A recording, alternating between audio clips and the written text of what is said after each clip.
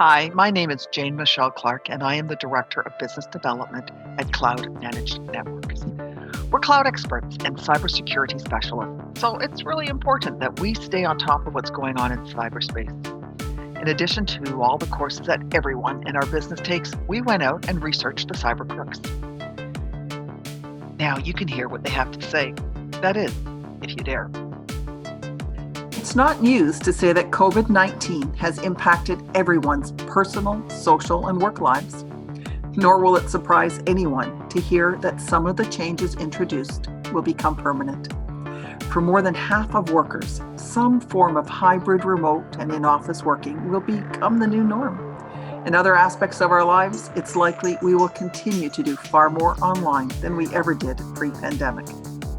Unfortunately, part of our new normal will require we all be hyper-vigilant online because cybercriminals have been taking advantage of the fact that people are pretty much living online right now. From working remotely to shifting more of our shopping online to staying in touch with family and friends, we spend much of our day in front of a screen. So it's no wonder that 2020 saw double-digit breach increases and that the pattern is repeating itself in 2021. Hacking and ransomware are big business, billion-dollar businesses. The quintessential hacker in the hoodie has been replaced by enterprise-level organizations with sophisticated processes to target vulnerable accounts. Even large companies with the resources to protect themselves are not immune. The April 3rd, 2021 attack, which compromised 533 million Facebook users, is a prime example of what is becoming a cyber pandemic. A key part of our business is helping clients protect their cloud, edge, network, and endpoints. So it was critical for us to truly understand how bad actors approach the process so we can help stop them in their tracks. What did we do? We reviewed dozens of videos in which cyber criminals bragged about their exploits. We spoke with law enforcement and companies that had been compromised. We even spoke to a cybercrook who had been apprehended last summer. As we conducted our research, one of the more troubling things we observed was the wide variety of people working in the field. And yes, the fact that it is now a field is disturbing in and of itself. Average people like you and me, are being hired and trained to carry out the breach attacks. What's really scary is that many of them view it like any other job, as anonymous cyber sleuthing, if you will, to be done for an employer who pays the bills. One of the many research interviews we conducted was with an attractive young woman who works out of a New York coffee shop. She looked just like any of the other patrons sitting there. Her comment? "I don't think twice about it. I figured these big companies have deep pockets or good insurance. Besides, it's easy and more fun than Sudoku. And the hourly rate is great once you get the hang of it." It was pretty sobering.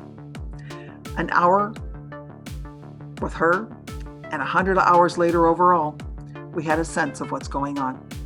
We created a script from our compiled notes, ran it past our friendly felon, then arranged for the expose to be recorded. Although what you hear may surprise you, we've been told that this is only the tip of the iceberg. I've been doing this a while. I call my own hours and the pay's pretty good for the time I put in. But it's not quick. People think you push a few buttons and you're done. I mean, a brute force attack, a dictionary attack on a target account, it's almost like that.